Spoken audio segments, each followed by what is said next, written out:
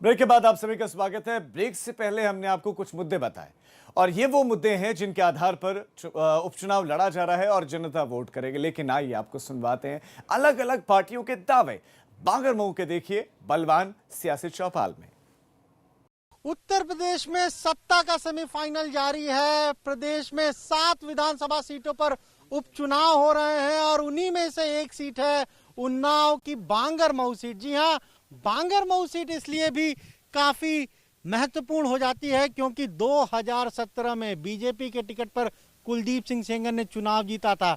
50 साल का जो सूखा था बीजेपी का, वो कुलदीप सिंह सेंगर ने खत्म किया था। लेकिन जब रेप के आरोपी करार दिए गए, सदस्यता रद्द हो गई, फिर उपचुनाव हो रहा है। और हम आज अपने खास कार्यक्रम चर्चा गरम है में मौजूद हैं बांगरमऊ में और हमारे साथ बांगरमऊ से चुनाव लड़ रहे कैंडिडेट भी हैं, उनके समर्थक भी हैं, आम लोग भी हैं।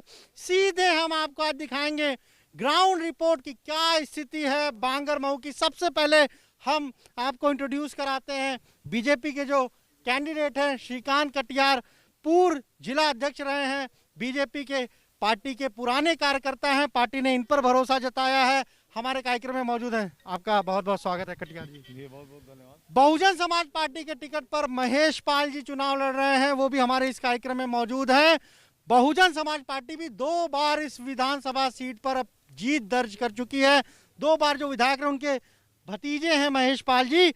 महेश जी, आपका भी कार्यक्रम में स्वागत है। बहुत बहुत स्वागत है आपका। समाजवादी पार्टी की तरफ से टिकट मिला है सुरेश पाल को। पाल देखिए, महेश पाल बीएसपी, सुरेश पाल समाजवादी पार्टी, क्योंकि पाल वोटर तकरीबन 40,000 के आसपास हैं इस सीट पर। और समाजवादी पार्टी की तरफ से धर्मेंद्र यादव जिला अध्यक्ष जो हैं वो हमारे साथ इस कार्यक्रम में मौजूद। धर्मेंद्र जी, आपका बहुत बहुत स्वागत। बहुत बहुत धन्यवाद एबीपी न्यूज़। कांग्रेस ने, जी हाँ, कांग्रेस की दावेदारी इस सीट पर इसलिए बहुत बहुत महत्वपूर्ण हो जाती है क्योंकि सबसे ज्यादा अगर इस सीट पर कोई जीता है तो कांग्रेस के विधायक। और इस बार जिसे कांग्रेस ने टिकट दिया है आरती वाजपेयी, उनके पिताजी 5 बार यहां से विधायक रहे हैं और कांग्रेस का पक्ष रखेंगे अनुभव शुक्ला, महामंत्री जिला कांग्रेस कमेटी उन्नाव। आपका भी स्वागत है। धन्यवाद। सबसे पहले बात करेंगे बीजेपी के जो उम्मीदवार हैं श्रीकांत कटियार, क्योंकि बीजेपी के पास थी सीट और कुलदीप सिंह सेंगर की सदस्यता जाने के बाद खाली हुई है। सबसे पहले श्रीकांत जी, पार्टी ने आप पर बहुत भरोसा किया है, क्या आप पार्टी के भरोसे पे खरे उतरेंगे? बिल्कुल उतरेंगे। पार्टी का हमारा एक एक नेता, नरेंद्र भाई मोदी जैसा नेता, जिसने अंतिम पंक्ति में खड़े व्यक्ति के लिए विकास दिया है, इतने कम दिनों में जमीनी जो अमला पहनाया है, मकान देकर, बिजली देकर, वो कहीं छुपा हुआ नहीं है। लेकिन कुलदीप सिंह सेंगर रेप के मामले के आरोपी हुए, अदालत ने सजा दी, सदस्यता रद्द हुई, अब चुनाव हो रहा है, क्या ये लोग कहेंगे नहीं? ये तो यही कहते रहते हैं, ये तो घेरते रहते हैं। घेरते रहते हैं, मगर उनका चैप्टर बंद हो गया। जो भी उनकी वो थी वो सारी चीजें हो गई। कोर्ट का मामला जेल में बंद हो गया, चैप्टर बंद हो गया? नहीं, उसका सब चल रहा है ना। वो तो अब तो सजा भी हो गई, जो भी है तो वो सब न्यायालय में। जी कह रहे कोई फर्क नहीं पड़ेगा कुलदीप सिंह सेंगर जेल में, अब कोई फर्क नहीं पड़ रहा जनता पे? देखिए, भारतीय जनता पार्टी को किसी चीज़ से कोई फर्क नहीं पड़ता है। हमको फर्क पड़ता है जब किसान परेशान होता है, हमको फर्क पड़ता है जब रोटे खस्ताहाल होती हैं, हमको फर्क पड़ता है जब वृद्धावस्था पेंशन रुक जाती है, हमको फर्क पड़ता है जब बेरोजगारी भत्ता बंद हो जाता है, हमको फर्क पड़ता है जब कन्या विद्याधन बंद हो जाता है। आप जनता के बीच जाएंगे तो कुलदीप सिंह सेंगर के मामले को तो उठा रहे हैं आप? बिल्कुल, हम जनता के बीच में जाएंगे और जनता के बीच में एक मामला नहीं है, इतने मामले हैं। उन्नाव में बलात्कार होकर कितनी बेटियों की हत्या हुई, किस तरीके से इस सरकार में कानून का राज समाप्त हुआ। समाजवादी पार्टी की सरकार में जहां बांगरमऊ में मैं खड़ा हूं, वहां की बात अगर करूं तो एक्सप्रेस वे जो निकला वो बांगरमऊ को छू के निकला और उस एक्सप्रेस वे के माध्यम से बांगरमऊ की तस्वीर और तकदीर बदलने का काम हुआ। महेश पाल जी, कुछ किया कि नहीं? इनके विधायक रहे कुलदीप सेंगर, उन्होंने कुछ किया कि नहीं? जो भी यहाँ विकास हुआ है बहुजन समाज पार्टी की सरकार में हुआ। जो भी यहाँ पर रोडें बनी, जो भी किसानों की मूल समस्याएं थीं, जो भी मेडिकल से संबंधित दवाई, जो भी रहा, वो केवल मात्र बहन जी की सरकार में हुआ। इनकी सरकार में एक ही काम हो रहा है, किसानों को, जो हमारा किसान खेत में फसल उगाता है, जैसे वहाँ पर कोई घास या कूड़ा कुछ हो जाता है तो उसको आग लगा दिया, तो प्रदूषण में इनकी सरकार ने उस प्रदूषण में उस पर मुकदमा लिखने का काम किया। 7-8 हज़ार रुपया जुर्माना इसी कि यही जहाँ हम प्रांगण में खड़े हैं, यहीं के लोग जा करके वसूली किए हैं। और यहाँ का जो किसान है किस तरीके से अपनी फसल बचा रहा है, वो अपना घर रखाए कि खेत रखाए कि बच्चों को पालन अच्छा, पोषण के कुलदीप लिए। सिंह सेंगर का मामला अभी भी चैप्टर क्लोज हो गया है या चैप्टर अभी ओपन है? देखिए, ये सभी यहाँ की बांगरमऊ की जनता, पूरे प्रदेश की जनता जानती है कि क्या सच है क्या गलत है। लेकिन ये जो बीजेपी की सरकार है, ये जुमलेबाजी की ही सरकार है। और सच्चाई तो ये है, ये हम ना इनके पास न बहन बेटियों की सुरक्षा है, ना बेरोजगारों के लिए रोजगार की कोई व्यवस्था है।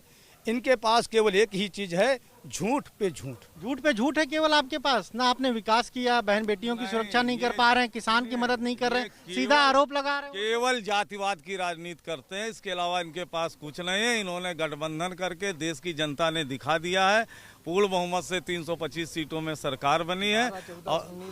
और हम बता दें, जो ये बात किसानों की करते हैं, आज तक इन्होंने किसानों के लिए जो केवल कहा है, किया नहीं। अगर किया है किसी ने तो नरेंद्र भाई मोदी जी ने। यहाँ पर कांग्रेस की तरफ से जो आए हैं पार्टी के पदाधिकारी, उनसे बात करेंगे, क्योंकि 5 बार इस सीट पर कांग्रेस के विधायक जीत हासिल की। और इस बार जो पार्टी ने टिकट दिया उपचुनाव में, वो आरती वाजपेयी को दिया है। आरती वाजपेयी के पिताजी ही जीतते चले आ रहे हैं। अनुभव क्या कहेंगे? ये सबके अपने दावे हैं। देखिए, आपने कटियार जी की बात सुनी, करें बहुत विकास हुआ, महेश जी अपनी बात कर रहे हैं। सबसे ज्यादा अगर कोई जीता है तो कांग्रेस जीती। क्या इस बार वो रिकॉर्ड बनेगा फिर? जी बिल्कुल, रिकॉर्ड मतों से कांग्रेस यहाँ पर चुनाव जीतेगी। और दूसरी बात ये कहना चाह रहा हूँ कि जो परंपरा पंडित गोपीनाथ दीक्षित जी ने विकास की शुरू की थी, वो उनके न रहने के बाद 30 साल से वो परंपरा रुकी हुई है। अगर बांगरमऊ में जो मंडी बनी हुई है, आज यहाँ पर जो व्यवसाय का हब बांगरमऊ नगर बना हुआ है, वो पंडित गोपीनाथ दीक्षित जी की देन है। और आज यहाँ पर जितने भी लड़के लड़कियाँ यहाँ पर शिक्षा प्राप्त कर रहे हैं, वो राजकीय डिग्री कॉलेज पंडित गोपीनाथ दीक्षित जी का दिया हुआ है।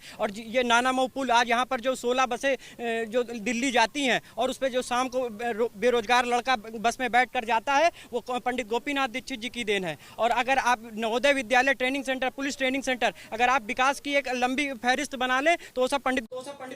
तो आपने सुने जनप्रतिनिधियों के दावे। यूपी उपचुनाव को लेकर आम लोगों की राय शुमारी के लिए हमने सोशल मीडिया प्लेटफॉर्म पर एक मुहिम शुरू की है, जिसमें हम रोजाना आपसे यूपी उपचुनाव से जुड़ा हुआ सवाल पूछते हैं।